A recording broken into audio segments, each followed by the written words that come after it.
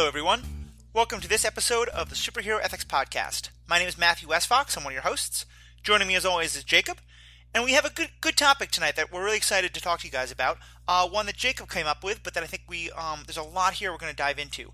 We're going to be talking about the topic of devotion and of patriotism, about what does it mean for our heroes, both our heroes and our villains, to be so dedicated to something, love of country, love of a cause or an idea or something else, that it might not always be the best. It might be blinding them to something. It might be allowing them to do things that they wouldn't otherwise be comfortable doing. What happens when patriotism and devotion and things like that go wrong? So Jacob, how you doing today? And what got this to be a topic you were excited about? So I'm doing all right today, and this particular topic, interestingly, I was finishing reading a book that a friend recommended to me and wants to come on to the podcast to talk about. And there was an underlying theme in there that I didn't notice at first, but as soon as I noticed it, it just immediately sprang to all these other examples of this, because it's a reasonably common trope for protagonists that they'll have like devotion to a particular cause or an ideal. And in this particular book, there were two characters, one of whom was doing just these horrible, horrible things, very immoral things. And we didn't really understand why, or I didn't really understand why. And then you have this other character who's being upheld as this moral paragon. And then when you come down and you learn why this character did some of these things, the explanation that comes out is actually devotion to the exact same cause as our very heroic protagonist, and it actually makes sense in context. So it's like this case where you get both extremes. You get this devotion to the cause, causing someone to take these very noble acts, but then that same kind of devotion, the same kind of very similar to patriotism in this particular context, causing someone to do very horrible, very morally problematic things. Now, I know the book you're talking about, I know is one we're going to be diving into on a later podcast, but you want to just quickly say what that book is and give an example of the kind of thing you mean from it? Yes, so what I'm talking about is The Way of Kings by Brandon Sanderson. It's the first book in the Stormlight Archive series, and I'm specifically talking about the dichotomy between Sidious, I believe that's how you pronounce his name, and Dalinar. There are two characters.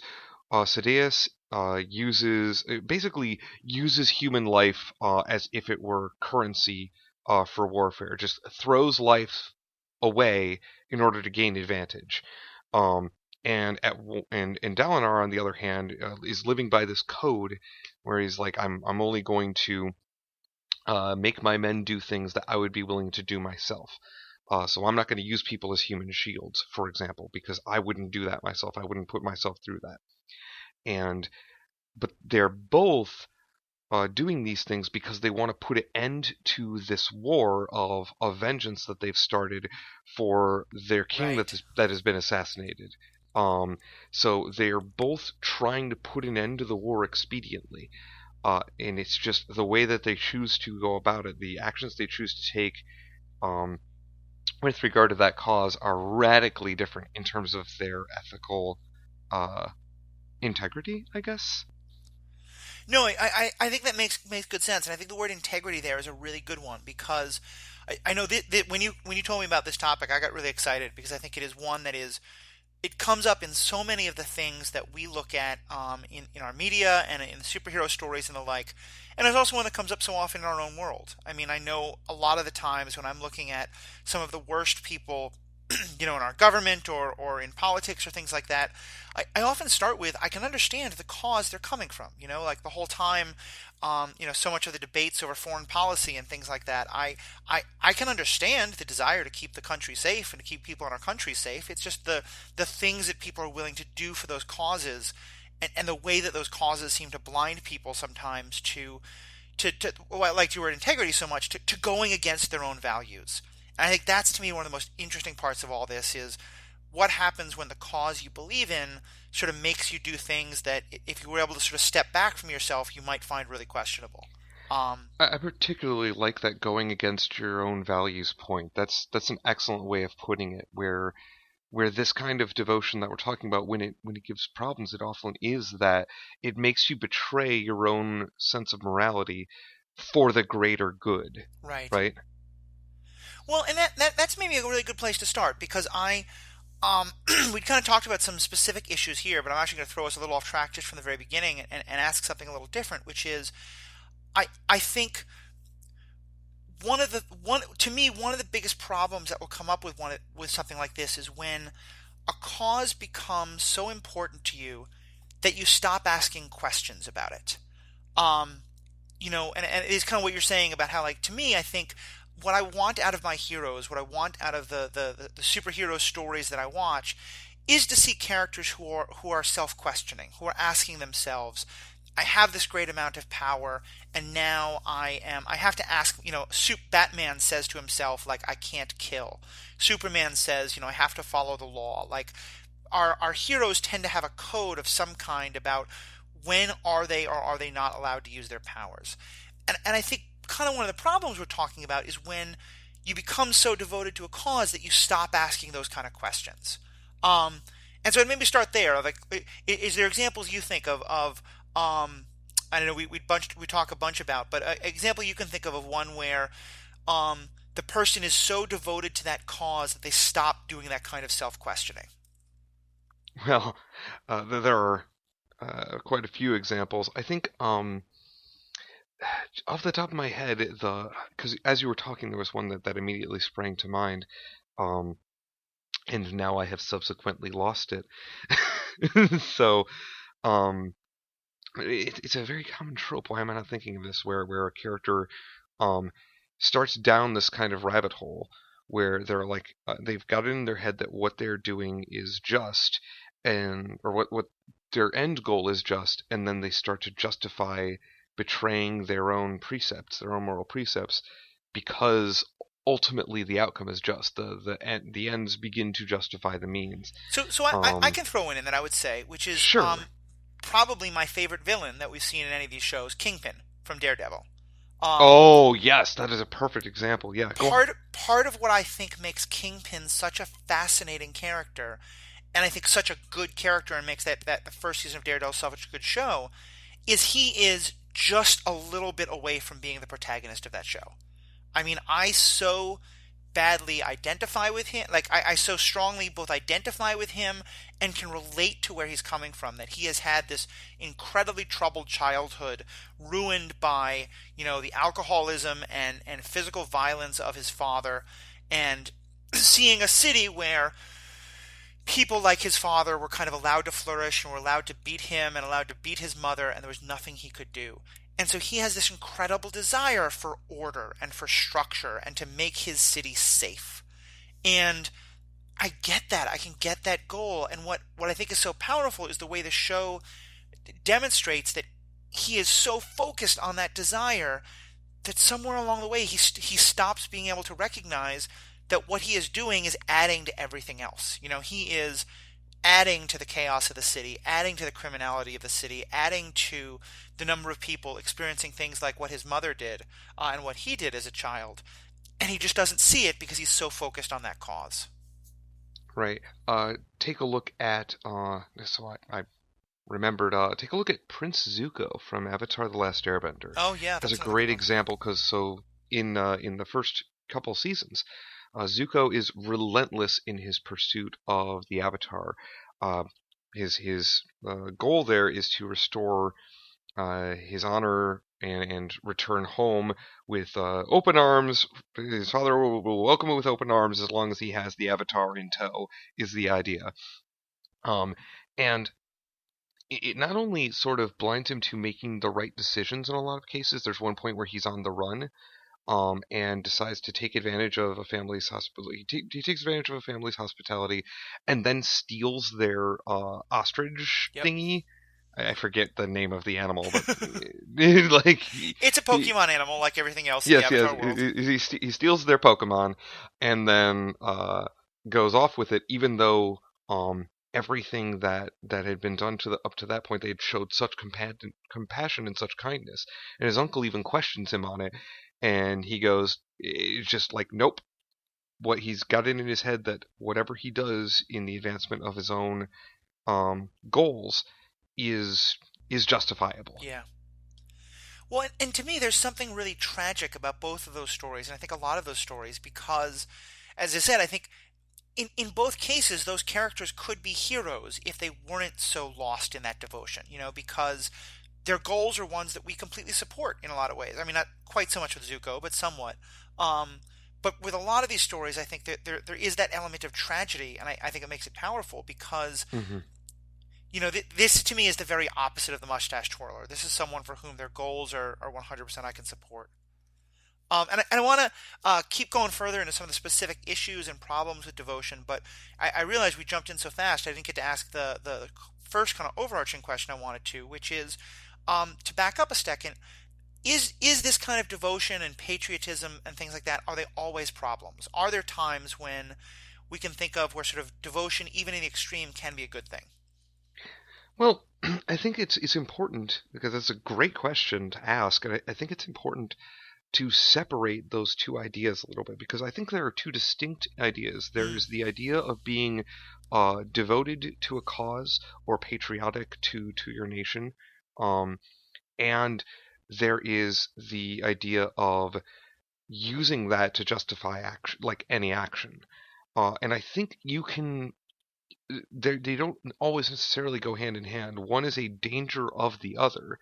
One is a sort of imminent danger of the other if you allow that mentality to rule you. Um, but I think that the idea of being very patriotic, very very proud of one's country, is in and of itself not inherently a problem.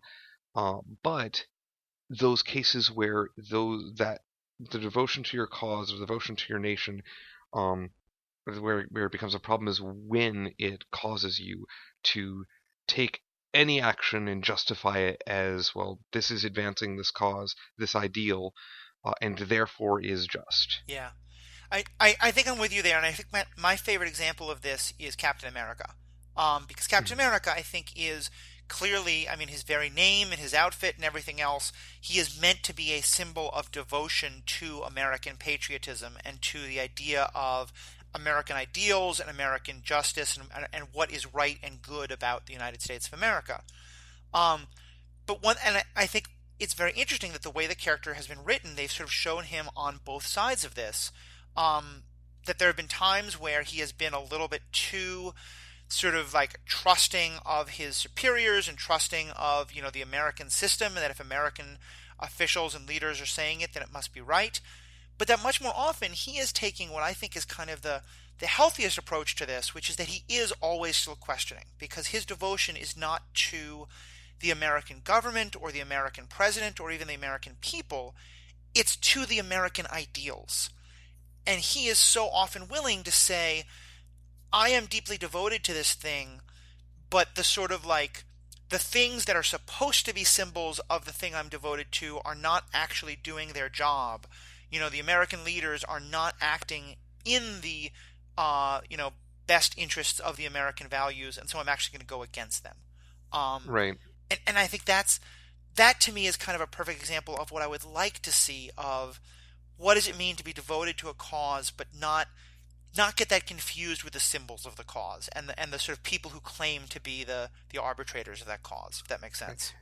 And yeah, that makes a lot of sense actually. And it's a really a good line and a good example of a character who is able to, or at least when he's being portrayed more recently, is able to make that distinction and say, look, they're actually betraying the very ideals that they're supposed to be protecting. Um, there's another extreme, there's another side to this. I feel where the cause that one is devoted to is in and of itself a problem. And then of course that devotion is an issue. So like if your devotion is I must find this binding force for our universe and and bring him in so he can be killed so we can win this war. In the case of Zuko getting the Avatar, the Right. cause in and of itself is a problem. So therefore, the devotion will also be a problem. Well, but like for him, would you say that his cause is finding the Avatar and killing the Avatar, or is his cause winning the war slash earning his father's approval and he sees killing the Avatar as the means to do that thing. Well, if I'm gonna sit here and psychoanalyze Zuko, I think actually his real cause is to be acknowledged, to be respected. Yeah, Because for those who haven't seen the show, time and time again, we see Zuko as a character who tries very hard to accomplish things, and sometimes falls on his face. And we also see the people that are supposed to be his family and his friends, with like one exception. We see those people mock and berate him and treat him as lesser because of it. So I think ultimately the devotion, his cause is actually, I will be acknowledged. You will respect me. I will do what it takes to earn your respect.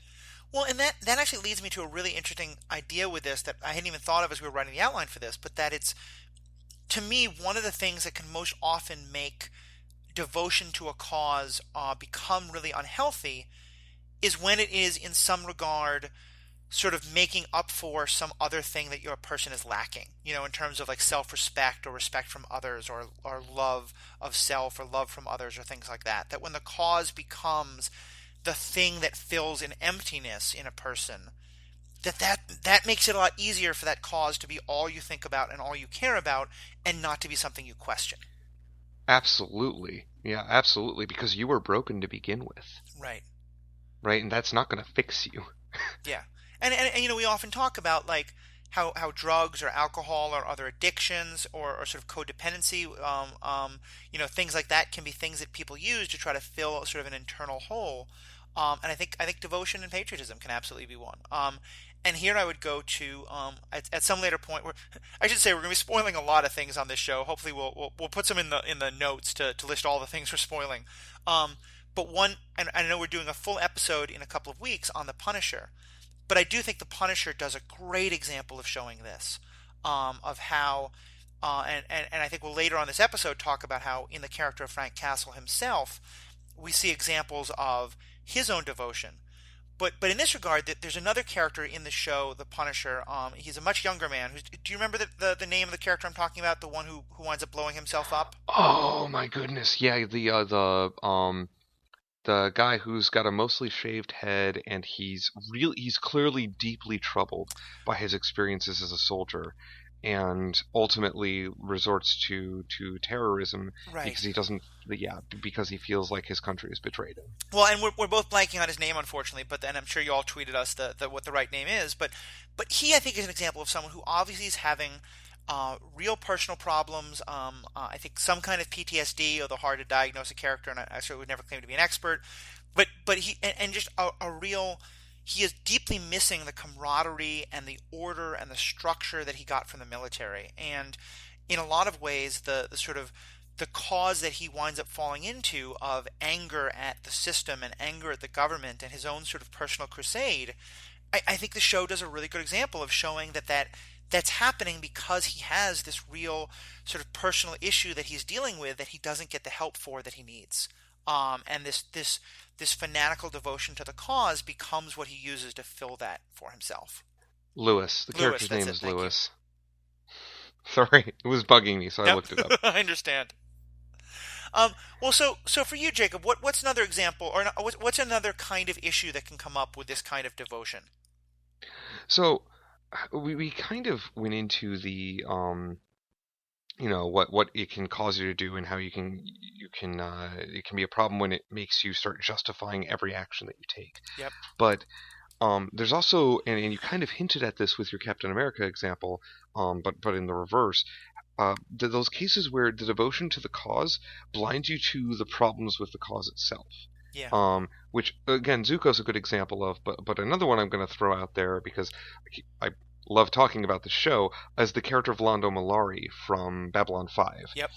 Um, the character of Londo Mollari is just got this idea about the good old days of the Centauri Republic, of his people, and he ends up going down a pretty deep, pretty morally problematic rabbit hole, uh, in the service of trying to restore the former glory of the Centauri Republic.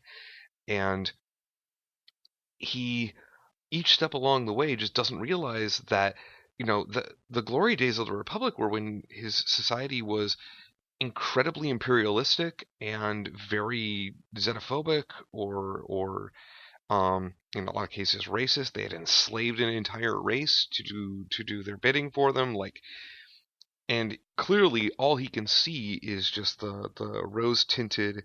Wouldn't things be so much better if they were like they were in the good old days when, Centauri were real Centauri, or however. Yeah. Well, and then it's funny because I've been thinking about that show and that character a lot recently because that show is now what more almost 20 years old, if not actually a little Yeah. more. Because it started when I was in college, so it's more than 20 years old. I'm old myself. But the but what is happening today in our own world of the make America great again and that nostalgic devotion to a past what I think Londo highlights so well is that his devotion is to a past that never was real. It's this because one of the things that it highlights is he doesn't remember it as we were enslaving the Narn, which is the other race that they conquered. He remembers it as we were beloved in the galaxy and that we were benevolent helpers and good keepers of these other people. I think one of the things that character highlights so well is that especially when the devotion is to a cause like nostalgia, to a cause of wanting to bring back. He says often, the good old days, as you said before. I just Hmm. apparently needed to try his accent out for myself. Um, but that it can really make you. It's not just rose-colored glasses. It's just you're seeing it as this fundamental good when really there was so much damage and destruction that it caused. Right. And with Londo especially, we get to the situation where uh, he's made a deal with the devil, right, in Yeah, order to help restore this era, and it gets very, very far. There's a maniac on the throne of the there's a maniac emperor on the throne by the time he realizes that, wait a minute, this went this is not what I wanted. It went way too far, but it was way too late. For in Ultimately, he couldn't even fix all the problems that he had caused right. as a result of this blindness, of this, like, nope, I want it all back the way that it was. Yeah, and I think that's, as you said, what it gets to is this idea of where you're being devoted to a cause itself that's problematic. And another one that I think of, and Kingpin is a great example of this, but there's certainly a lot of others in our superhero stories and sci-fi and all of it. Certainly, I feel like this is one that comes up a lot in Star Trek when they encounter sort of artificial life and things like this, is the desire for order. This desire of chaos is bad and variance is bad. Funnily enough, I know we were just talking about this in terms of problems with variance, but like sometimes you get these characters who what they want is to create a world without the dangers and terrible veracities of chaos. And it seems like a good goal at the start, but when you realize what they're talking about is a world of complete stagnation, a world of where nothing is nothing ever changes and nothing advances unless there's no imagination and no ingenuity and no chance for development. You realize it's not just that it's like what they're doing towards that cause, but that's the cause itself is really a broken one. Yeah, and that's I think that that's an excellent point. And it's, again, as you say, it's something that we experience in many different stories, and I think one of the reasons we see it in so many stories is because it's a common narrative in life, Yeah, and so we want these ideas in our consciousness so that we can hopefully be more wary of them. It's sort of like responsible writing, so yeah. that people can hopefully be wary of them when they're experiencing them themselves. I mean, It's sort of that fiction imitates life, art imitates life. one of my favorite examples of this, and I think we've quoted this before, but it's relevant to here, is there's an episode of Star Trek Voyager where Captain Janeway is using the holodeck as an escape, and they're all going to this Irish town, and she's trying to basically craft for herself the perfect boyfriend type character, a romantic partner, and what she starts doing in the romance is anytime he does something that bothers her a little bit, instead of like saying to him, "Hey, the way you laughed at my joke there, or the way you kind of made fun of me a little bit, it didn't make me feel good." she changes his programming so that he won't do that thing. Um, Hmm. and like a lot of Star Trek episodes, especially Voyager, it has the subtlety of a brick. Um, but the end result of all of it is that she comes to realize that having that, and not that I'm saying this is like a fanatical cause of hers, but it's still the same example, that having that level of control is actually the last thing she would ever want. Right. And she doesn't realize it until too late because again, she was blinded to, in this case, her cause isn't like a something she was particularly devoted to, but it was something that for that episode was a central part of her conflict, of her personal conflict. Um, was that she was engaging with this fictional world and then wanted a companion in it, and then before she realized it was tailoring the companion that she was originally like attracted to be quote perfect unquote, and in so doing that ruining all of what was interesting about it. Exactly. So let's shift gears a little bit and talk about where do we see this coming up, or what do you think are the issues that come up when it is a cause that we think a person can be or should be really devoted to, but a character where their devotion to the cause is going too far and is making them do things, kind of what we talked about before, going against their values, doing terrible things because this cause that they think justifies it. Well, we can talk about Helena Kane Yep. from Battlestar Galactica as an example of this, who's, you know, everybody there does not like Cylons, and mostly that's because the Cylons are trying to genocide away the human race. Obviously, that's something that the human race doesn't really want. Yeah. Uh, so here's a cause that we can get behind. And and, Let's and not just get to rid of sorry to interrupt us. you, but just to frame it for anyone who hasn't watched Battlestar Galactica, in the moment of the show, they have been 99.999% successful. Like the Yeah, show begins with the human race going from 8 billion people to 20,000 or 25,000 or so. And so certainly that desire to stop that it comes from a very real place because we've seen the Cylons come incredibly close to the absolute and total annihilation of the humankind. right. And so it's a very real threat. It's not something that people are panicking over. This is really happening, and they almost did it already. Um, but what Kane does in order to try to stop this, because there are these Cylons that are among us, that are among the humans, and there's this idea that we need to weed them out. We need very strict control. We need to make sure that anybody who is at all suspicious is locked away and possibly putting a bullet in their head. Yep. And those kinds of things happen under her watch, where she runs such a tight ship that it becomes just this really horrific and scary environment to be in. Right. And there's this whole problem where because she's at the top of that particular chain of command, uh, there's nobody holding her accountable for her actions, other than the civilians who have no control because the military has all of the power. The military controls the ships that are guiding them, the ships that are protecting them, controls all of the weapons, controls um, who gets taken away out of suspicion of being a Cylon, controls where the food goes. It's like Right. this whole thing.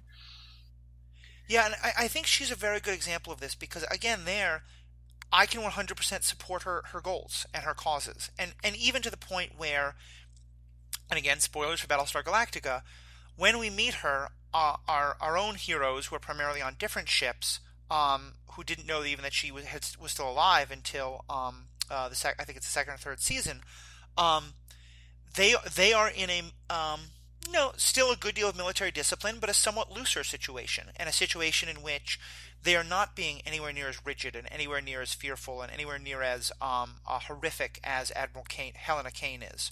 Um, and there are Cylons on the loose within that fleet that we know about, some of whom are doing some really underhanded things and getting away with it. And so there is that small part of you that's like, I get where Helena's coming from. I get where her devotion to doing this comes from. But and I think what the show does a really good job of is you start by sort of thinking, yeah, maybe she's got the right idea. But then as you start to realize the horrific lengths she's going to, with things like letting ships starve if they go against her, or Cylon prisoners who are being sexually assaulted and horribly abused and molested and tortured. And the same thing happening to humans who might not be as rigidly anti-Cylon as anyone thinks. Um, I think it makes you sort of wonder. She is so, devoted to saving humanity, but what is happening to the humanity that she wants to save? And that to me is one of the core issues of all of this is what happens when you are so focused on protecting something that you wind up destroying any value that thing you're protecting might have. Yeah. And and Kane is a great example of exactly that because for those reasons that you stated, she either permits or actively endorses these kinds of horrific behaviors um, in her crew, like the torture, including sexual assault of a Cylon prisoner, of one of these humanoid Cylon prisoners. Right. It's ugh, God, I'm getting like because I remember watching that particular part of the show, and uh, there's something about witnessing something that is just completely and utterly wrong in media. It Right. gives you this feeling. It just sort of shakes you to your core. But when it's presented well, it's also something you can appreciate in the media as like, thank God this isn't happening, but they made it real for me because Yeah. I am actually upset. Well, and I think part of what is part of why that's so true is the villains that most upset me and the ones that most scare me are the ones that I can see myself in. You know, I am never going to be the Joker. Like I don't have any Joker is terrifying in his own right, but like I have no desire to twirl my mustache and laugh while the whole world burns. But there are certainly things that I desperately want to protect and things that I believe in and that I want to fight for. Not physically, but in terms of, just like, working for a cause. And when I look at someone like Admiral Kane, I think she's utterly and completely wrong. And I am able to think that from the comfort of my couch without having 99.99% of my, fellow humans annihilated. And Hmm. what scares me so much about a character like her is I think about the situation she's in. I think about how terrifying that situation is. I think about how overwhelming that situation is. And I want to believe that I would never do the sort of things she does. But I can't be sure. I think that's what makes that a character like her so good is that I think we have it highlights the fact that this devotion like this isn't just something we can look at and say that happens to other people. I think it's something that a lot of us have to challenge and say, is there a likelihood that we would fall into those kind of things? And not to keep pulling it back to our own real world, but I think what has happened in this country since 9/11 and in recent years is exact proof of that. Of we can start compromising our own ideals and we can start forgetting the things that we're supposed to believe in because we are so devoted to this cause of winning the fight and of staying safe. Right. And this is also yeah, and that idea of staying safe is funny because the that it's used to justify a fair amount of military action, right? So now we're going back to Frank Castle, where at one point when we see the flashbacks where he's in the military, right? And his devotion at that point is to his country Yep. and the things he does there, because all because it's supposed to be protecting this thing. It's supposed to be protecting America, right? Uh, and straight up assassinating people that are civilians uh, as a result of this. Like this, just doing some very very horrible things, all because it makes us safer. Or Right. the idea is the conceit is that it's supposed to make us safer. Whether or not it does is a whole other matter. But I think that even if it did, the actions are still a problem. And I think you're right there, and I think Frank Castle, especially in that TV show, shows sort of the two sides of this. In that, for Agent Orange, it is about, well, on the one hand, it's about keeping us safer, but he's also just sort of manipulating it for his own financial goals and smuggling drugs and the like. For Frank Castle, I think for him it's both. He believes that killing this civilian does keep people safer, but it's also, I think, his devotion is to his superiors. I think that they say this a couple of times that he really trusts kind of like he's doing exactly what we talked about Captain America doesn't do. That he has the superior officer, and he is part of this military system that drills into you. You don't get to question orders. If your superior officer says this will do what the goal is to do, you do the thing. And I think a lot of Frank Castle's story is about him starting to realize the problem with him just sort of blindly following that devotion, and blindly following the idea that devotion to an institution means devotion to a particular person. Right. And that's something like some of the actions he's taken, he's haunted by, right? And yeah, it's great that we when he gets his own spotlight, right? That it's us seeing him at that point, at that crossroads. Of course, then he has a completely separate devotion to a, I feel, equally, if not more so, problematic cause of revenge. Yeah, Um, definitely. that we will spend an entire episode talking about the Punisher, so we don't have to get into it here. The flip side. So interestingly, as a contrast, there's Poe Dameron Mm-hmm. from the Last Jedi, whose uh, his cause is still the rebellion. It's victory against the First Order, which is the same as the people that he's ultimately going against when he goes rogue and tries to do his own thing. Um, so it's funny because it's sort of the exact opposite of what Frank Castle was doing in those moments, but is equally problematic, Yeah. and not just because he doesn't get the right results. So, and again, here we're having spoilers for the Last Jedi. We won't go into too many details, but the basic part of it is that he has a situation where his superior officers are telling him something. He he doesn't believe that what they are doing will save the rebellion, in part because he sort of has the kind of flyboy arrogance of, if I don't know something, then there must not be anything worth knowing. But he tries to sort of go off on his own hook to save things, and winds up making them much worse.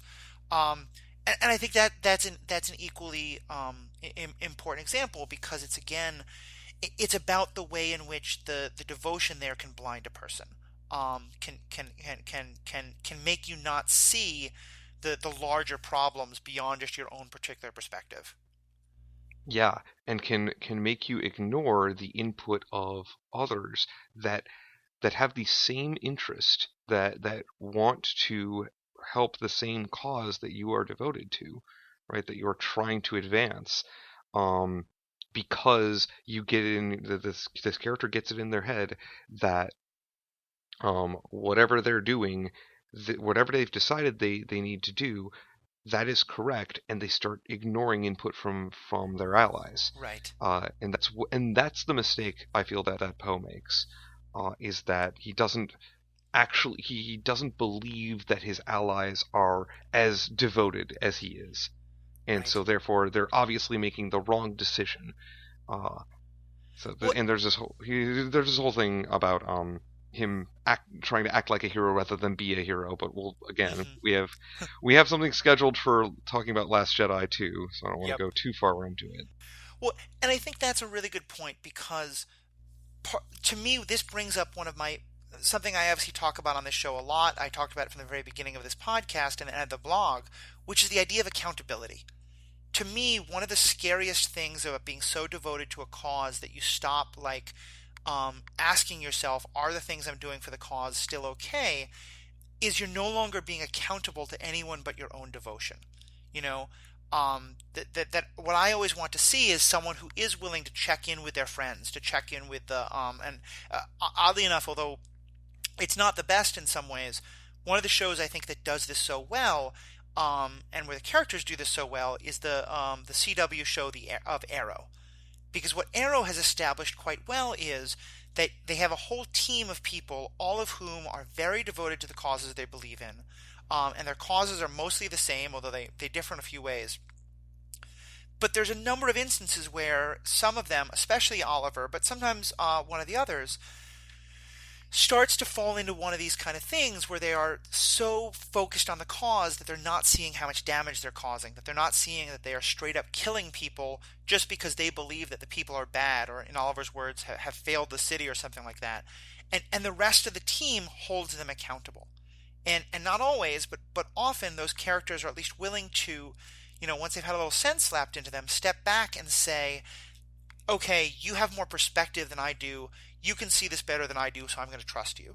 Because I think what it highlights is again, it's an idea that the scariest part of devotion is you stop listening to anything but the cause. You stop listening to anything but your own belief in what is right and what is good.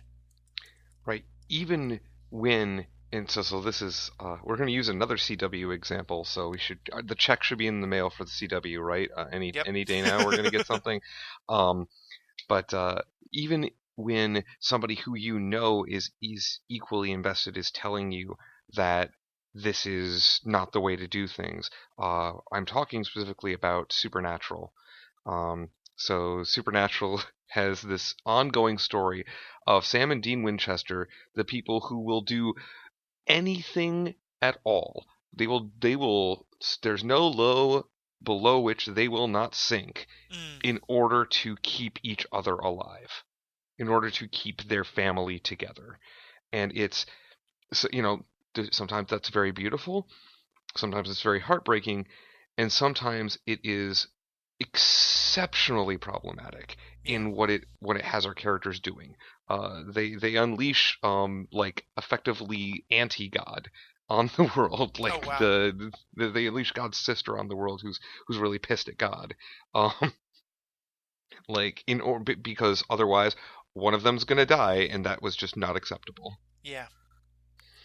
Yeah, I have not seen that show, but that's a point that I've heard a couple of times, and I think is an interesting one to explore.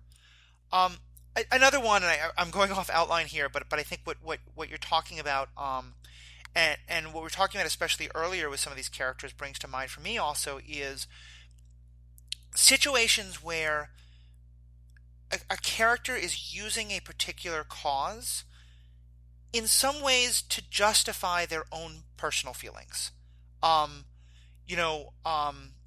when we went back to Londo Mollari, the character from Babylon 5, um, he has so many of these feelings of, sort of the lost glory of the Republic. But one of the things that the show highlights really well is it's also the lost glory of his own personal career. Hmm. And that there's this wonderful like tension between his desire to sort of make things great for all Centauri and to make things great for everyone, and also the fact that here he is as this ambassador to all these other nations, and I think he feels very personally helpless, and he feels very personally like laughed at and mocked because of the failures of his empire and that of his republic, and that his people are not respected the way they once were.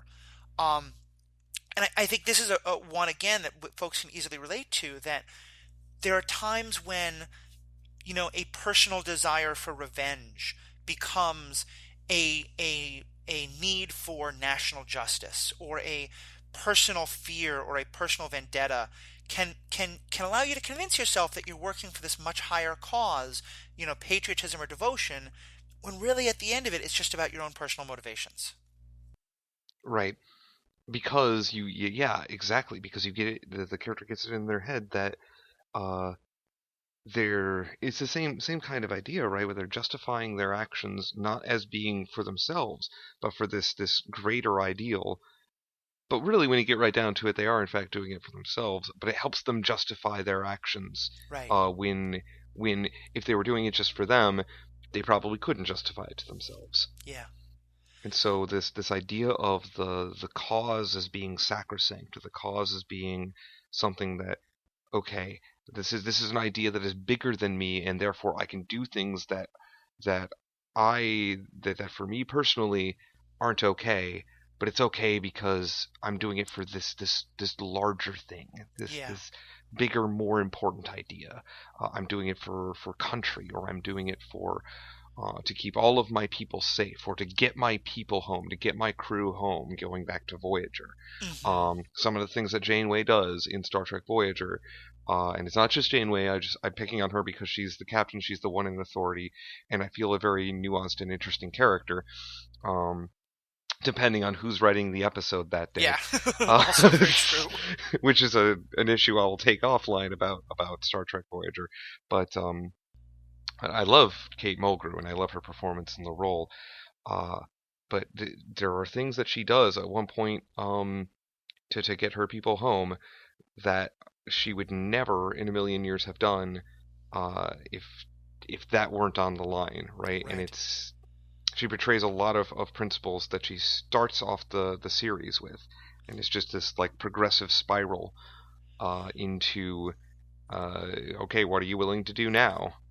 Well, and one of the things I think that makes this such an interesting issue is you and I think we're right to do this, but I want to just kind of take note of it, and I'm doing it as much as anyone. We're talking about this as though it's always clearly bad, and that we can sort of sit here and say these characters, that these are examples of where your devotion becomes too much. But I think to me, when these are most interesting is when you really have to stop and ask yourself, yes, they're going to extremes, but can we say that they're wrong? Like Right. Helena Kane, I think we can clearly say is wrong. Londo Malari, we start out being very sympathetic, but I think we realize he's making that deal with the devil, and the things he's doing now might be okay, but he's signing up for much worse. But like the example you just gave, of Janeway, she is the captain of that ship, and her first and primary duty is supposed to be to the safety of her crew. Hmm. And so when the question is, what values is she compromising to do that?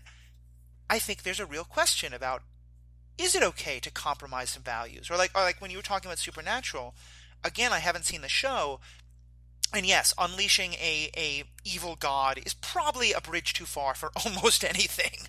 Um, Well, but it's like but when you season said, 11, like earlier on, there are things that you're like, okay, yeah, sure.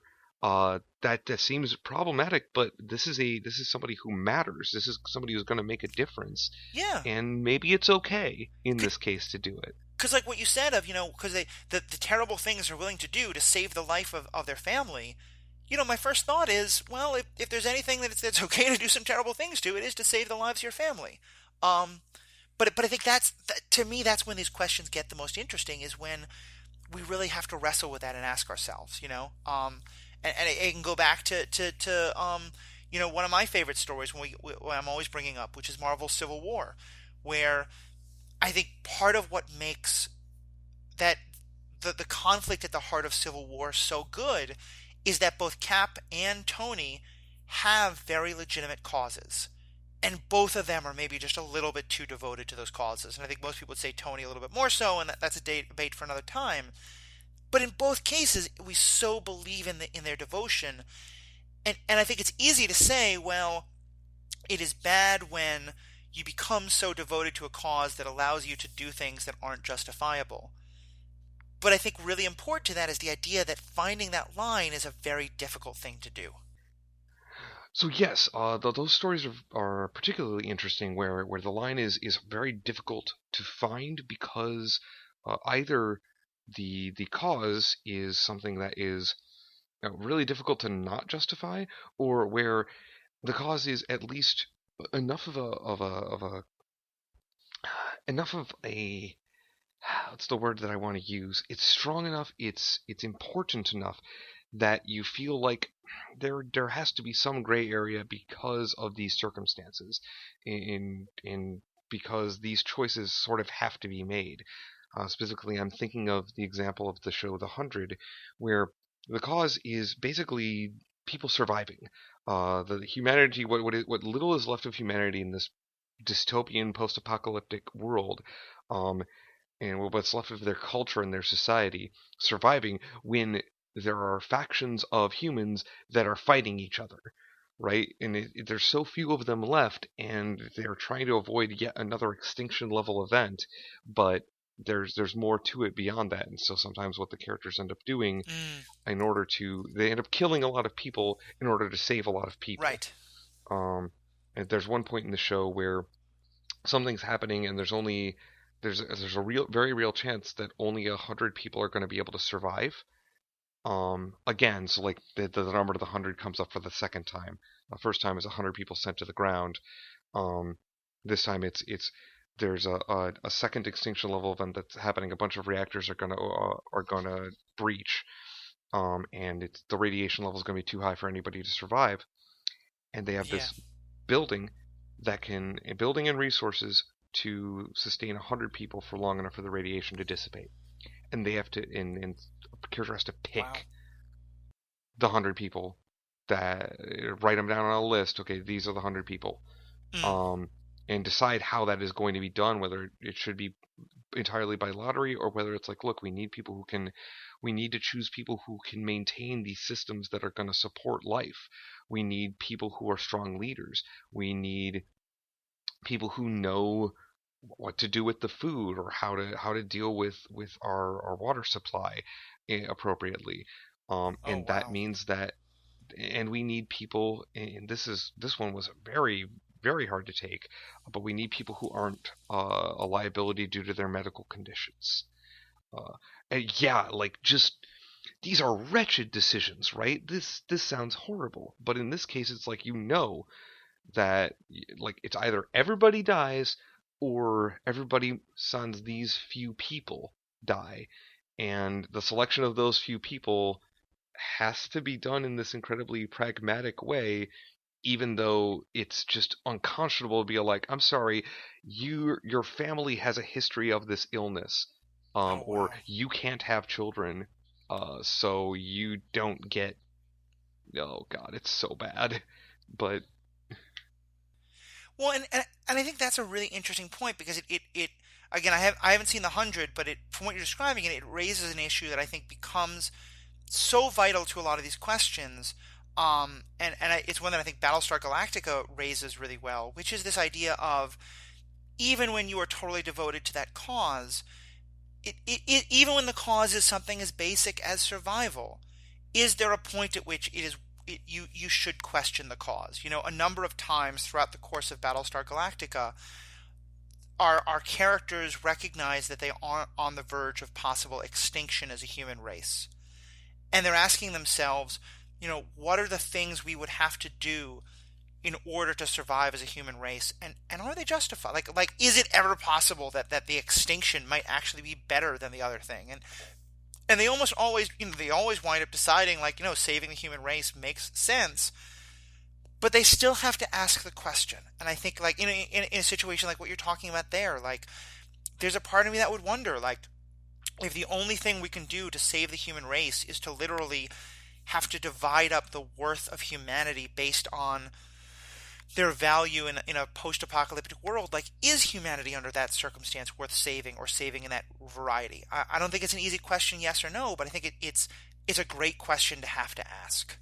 right, at some point I would like to do an episode on the whole show, because there's a lot of material there, as I Definitely. mentioned during our rundown. But because those kinds of questions get asked all the time, because they have to be asked all the time in a world like that. It's one that I definitely think it's a show that's on my list to see. Um, one other quick one that I want to bring up, and we probably start to wrap up and hear any last thoughts you have. One I'm just going to say is quick a throwaway, and then the last one to kind of discuss a little bit. Um, just going back to that character of Kingpin, I think it's worth thinking about the issue of when your devotion to a cause is so strong that it allows you to be manipulated by people who don't believe in your cause. Um, because one of the things I think is so tragic about Kingpin is in that show Daredevil, he is so devoted to this cause of saving the city, saving his neighborhood, cleaning up crime, and his partners, the people he believes are helping with him with this, are people who want nothing of the sort.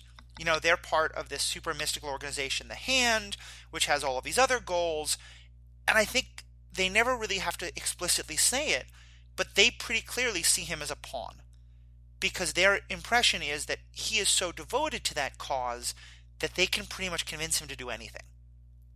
And do in a lot Yeah, of cases, right? In that way, his character is quite tragic, and I think it's a great point and one that we do see in some of these stories, where somebody's I'm trying to use a different word because we've used the word devotion probably 277 times yep. now, um, but where you're and now I can't think of another word as a result. Uh, where your Fanatical passion for something. yeah, Fanaticism. where your inclination, where your ideals actually create a situation where people can make you betray them without you realizing. Right. Yeah, and I think that's so true. And I will just we don't have time to discuss it, but I just want to make sure I mention at least my own the sort of my personal example of all of these things, especially of the last part of devotion that we didn't get to talk about, but which is where devotion is motivate where the primary motivation is fear, where you're acting out of fear of a terrible thing happening, and you're so devoted to stopping that thing you're afraid of. And my favorite character in that regard, and possibly in any of these things, is Amanda Waller. Portrayed so well, especially in Batman the Animated Series, but also I think one of the few really good parts of the Suicide Squad movie.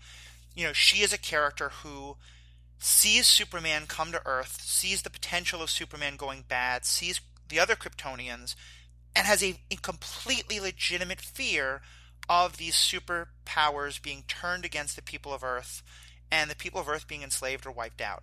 And she is willing to go to great lengths both to try to limit that. She tries to hold on to as much kryptonite as she can so that she can protect the world against Superman. She tries to sort of build in these protections to greatly limit the powers of the superheroes.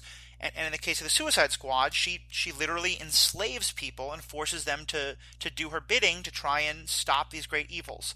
And she is such a strong character, and what I think makes her such a good character is that um, her fear is justified, and I don't know if the things that she does because of that fear are justified, and I think they're probably not. But it's not like she's paranoid. It's not like she is overreacting. I imagine that if I woke up tomorrow and found out that there was a Superman level of power in the universe that had come to Earth and had the potential to be mind controlled, as does happen to Superman at times, I'd be terrified Right. too. And I like to think that there would be limits on what I would do with that fear, but I'm not so sure there It- were. And I think that's what makes a character like Amanda so yeah, powerful. and interestingly, there's a very there's a very clear contrast and comparison that can be made between Amanda Waller and the ideas that you bring up about how she seems to be principally motivated by fear, but her fear is justified, and General Talbot from Agents of Shield. Very, very similar characters, actually, I think, in a lot of ways.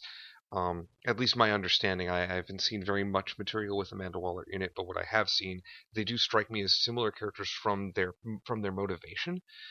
They are Hmm. portrayed in radically different ways. Um, I Yeah. think because Waller takes the leap a lot faster, and in some cases, like I'm not even going to sit here and say that she's wrong. To do some of the things that she does are absolutely wrong. Um, but a lot of what she does, it makes sense, and it is based off of a very real danger that to the world, and it's so her motivation is sound.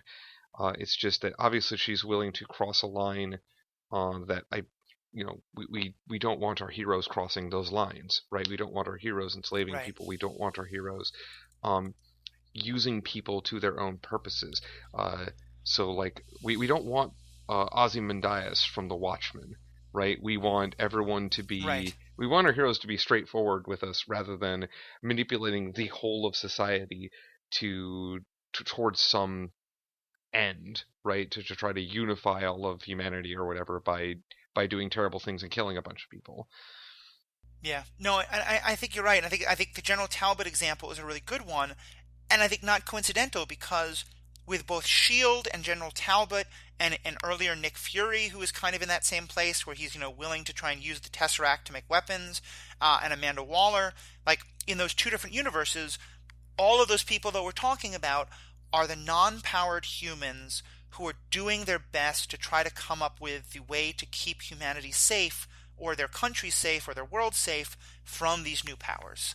Um, and I don't think it's coincidental that both of those characters in those two different universes have these same sort of moral conflicts because this conflict of what do you do when this great power exists and this great power could be used in terrible ways, it the idea that it would prompt people to go to great and perhaps terrible lengths to protect humanity from that, I think is a very real one and one really worthy of And I exploration. especially just one one more thought on this because I can finally bring a comic book into this.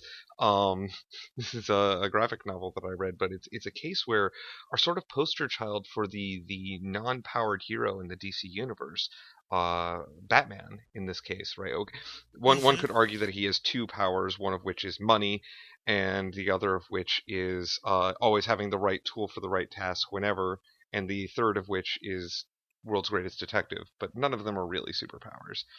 Um, Yeah. but there's a storyline in Justice League, and I don't know if they've rebooted Justice League at this point or not, but there's a storyline called Tower of Babel where we find out that Batman is the only member of the Justice League without powers, has Right. created a pile of failsafes to take down each and every member of the Justice League in case they went bad, in order to protect Earth, in order to protect their watch.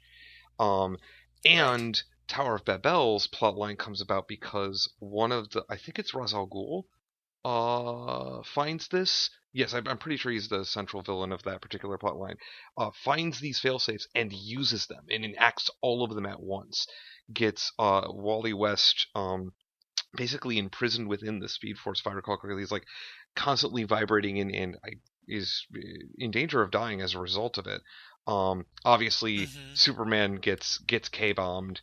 Um, there's no need to go through all of it, right? For each and every one, but Right. there's this. The point is that here's a hero. We most of the time we are willing to concede that Batman is a hero. Uh, Setting up to betray each and every one of his friends in case it's necessary. There's a great confrontation Yeah. they all have with him at the end, once they've managed to resolve the situation, where they come across saying, "Dude, not cool," and Batman's like, "Look, what if you had been doing this on purpose? What if you went bad? I Right. can't take you out without things like this. I have to think about these sorts of things. If I go bad, each and every one of you can stomp me, and there's nothing I can do about it. You Yeah. can just crush me like a bug. But I need to make sure that we're protected from everybody, including ourselves." And they ultimately concede that, yeah, okay. And I remember that episode. It was a great one. And if I remember correctly, that episode is part of where we find out that Amanda Waller has been doing similar things, or at least that there's some discussion between Batman and Amanda Waller about how on some level what they're doing is very similar, just one from inside the Justice League and one from outside. And they have this really powerful moment of kind of understanding each other and of sort of saying like, yeah, we get it. We are two of the only ones who Up really until see you said this. that, I forgot that there was a very similar episode of the Justice League animated series. It's not quite the same plot line as the graphic novel that I'm thinking of, but yeah, yeah, there was that scene. I remember that now that you mention it, that there's this idea of an understanding behind why they're doing what they're doing, and that their cause does make sense, even though it's making them do these kind of wretched things to people who are heroes. Yeah, no, I think it's very true. And I think that's a good place to end on because I know we've gone for a little while, but we definitely could talk about this for a long, long, long time.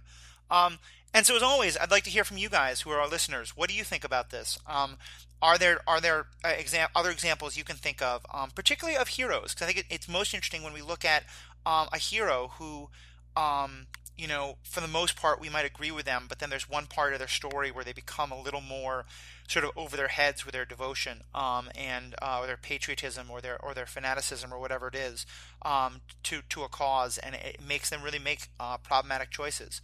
Um, Let us know, or if you disagree with any of the ones we talked about. Similarly, we're starting to try to plan ahead a little bit more and be a little bit more structured in what we talk about. So I'm happy to say that we actually have our next two podcasts planned, both with great guests coming on. In about 2 weeks, we're going to record a podcast on The Punisher, really diving into some of the issues around that show and around its portrayal of violence and of PTSD and of the military. And the week after that, we're going to do an episode on The Last Jedi, and the what happened in that movie and what happened in the whole sort of all the discussions that have been swirling around that movie and the Star Wars universe in general. So if you have questions you want us to dive into, if you have thoughts you want us to think about, or feedback on those, either The Punisher or Star Wars: The Last Jedi, send them in now because we will definitely, if you've got questions, we'll read them on air and discuss them. If you've got comments, we'll definitely read them and take them into account. And if we can, make them a part of the conversation on air.